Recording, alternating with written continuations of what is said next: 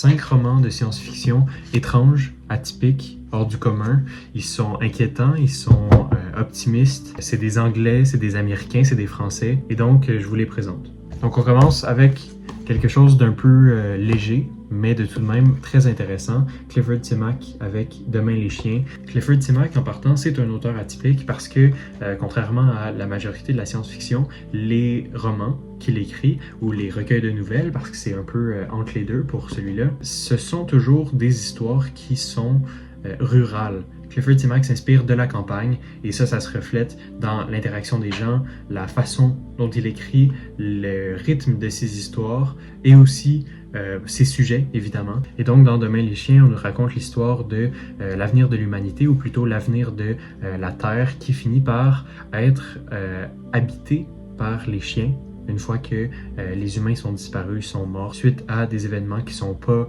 racontés dans cette histoire-là. Les humains laissent derrière eux toutes leurs avancées technologiques et les chiens finissent par évoluer et par réhabiter cette terre-là, puis se réapproprier des choses comme les robots qu'ils ont laissés derrière eux, les bâtiments, les villes. Et donc, à travers une multitude d'histoires, c'est un recueil de nouvelles, comme je l'ai dit, on découvre ce qu'est cette nouvelle terre-là habitée par des chiens.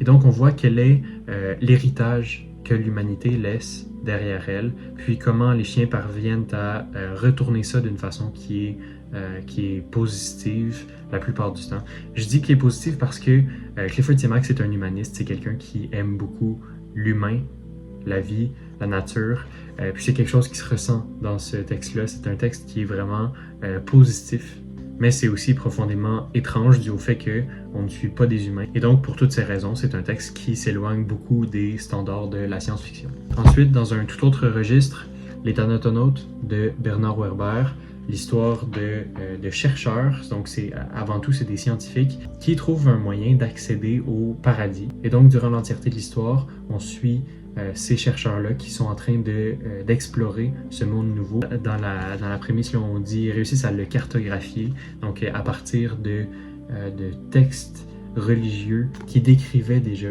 des parties du paradis, de ce monde spirituel. C'est un texte qui est vraiment étrange parce que, oui, il y a une partie de science-fiction dans le sens où ce sont des scientifiques d'abord, puis l'histoire est racontée de ce point de vue-là très rationnel. Mais ultimement, ce dont il est question, c'est d'un univers qui est complètement immatériel, complètement éclaté, puis qui est basé sur un paquet de cultures, d'environnements, d'histoires et de mythes différents. Et donc, c'est un amalgame assez intéressant que nous apporte Bernard Werber dans, selon moi, ce qui est l'un de ses meilleurs textes.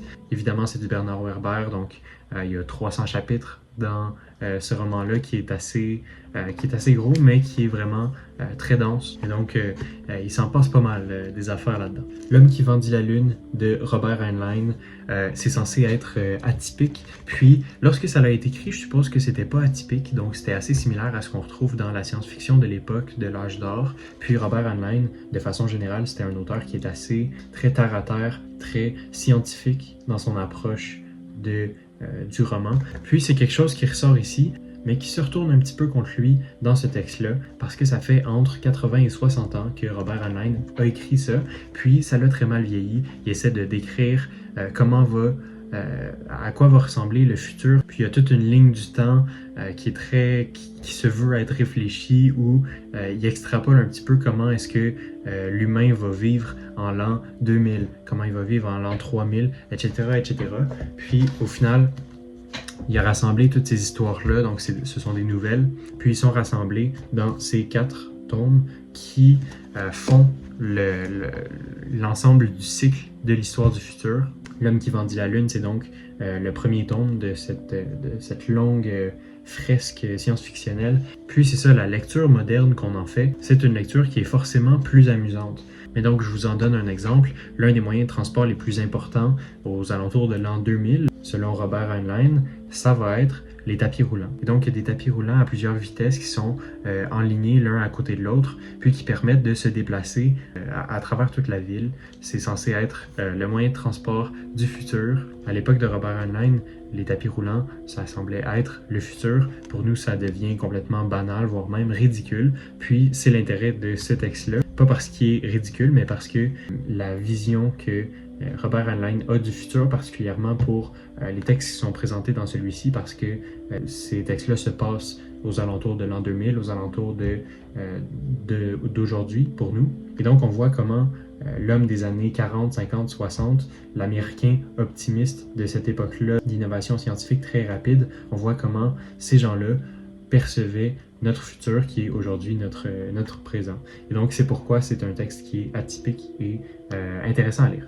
Voici l'homme de Michael Moorcock, c'est un texte qui est profondément différent du précédent. C'est en fait, l'auteur lui-même est né en 1939, je crois, donc au moment même où Robert Heinlein écrivait ses premiers mots dans L'homme qui vendit la lune. C'est une façon de penser la science-fiction qui est complètement différente et qui se ressent vraiment beaucoup. Et donc, comme vous pouvez le remarquer peut-être par la couverture, c'est une histoire de voyage dans le temps. Puis notre personnage principal est lancé dans le passé, en l'an 28 de notre ère. Et donc, il atterrit sans doute en Judée ou quelque chose comme ça. Il finit par rencontrer Joseph et Marie. Puis, à son grand dame, il finit par remarquer que le Christ, Jésus-Christ, n'est pas là. Puis non seulement il n'est pas là, mais il n'existe pas. Puis Joseph et Marie, qu'on connaît bien à cause du Nouveau Testament, ce sont des personnes qui sont tout autres que celles qu'on retrouve justement dans les textes bibliques.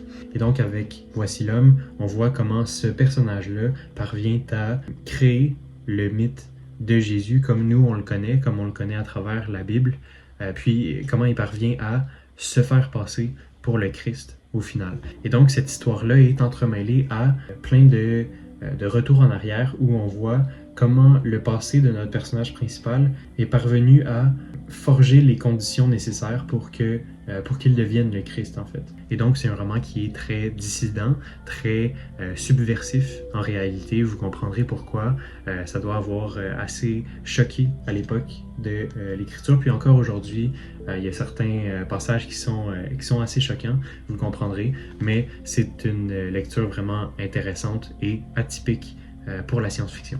Pour le 5e et dernier livre, on a Cordwainer Smith avec Les Seigneurs de l'instrumentalité. Ici, j'ai le premier tome, mais tous les tomes sont intéressants. J'ai pas lu toutes les nouvelles de Cordwainer Smith qui ont lieu dans cet univers-là, mais de façon générale, ces nouvelles-là sont toujours très, très particulières. Donc, Cordwainer Smith, c'est lui qui a inventé le space opéra justement à travers ces histoires-là. Puis, il met en scène une humanité qui est si éloignée de la nôtre que, à bien des endroits, elle est méconnaissable. L'intérêt de ce texte-là, c'est justement l'humanité avec laquelle on traite le sujet. On comprend que même si pratiquement tout a changé, puis les technologies sont tellement avancées et étranges qu'elles nous paraissent comme de la magie, mais malgré ça, l'aspect humain finit par ressortir, puis de retrouver l'humanité dans cet univers-là qui est complètement déroutant, ça donne un certain sentiment de confort, d'où ressort justement tout l'humanisme de l'histoire, d'autant plus que de façon générale, c'est des textes qui sont très bien écrits, donc très poétiques, très mythologiques, je dirais. Donc il y a beaucoup d'histoires qui ont cet aspect-là mythique qui est vraiment unique dans la science-fiction, qui donne presque l'impression qu'on est en train de lire un conte de fées plutôt qu'une histoire de science-fiction écrite dans les années 60. Alors voilà, c'était les 5 romans atypiques de science-fiction que je vous proposais aujourd'hui. J'espère que je vous ai donné envie d'en lire au moins l'un d'eux. Et donc, en attendant, je vous souhaite une bonne lecture. Merci.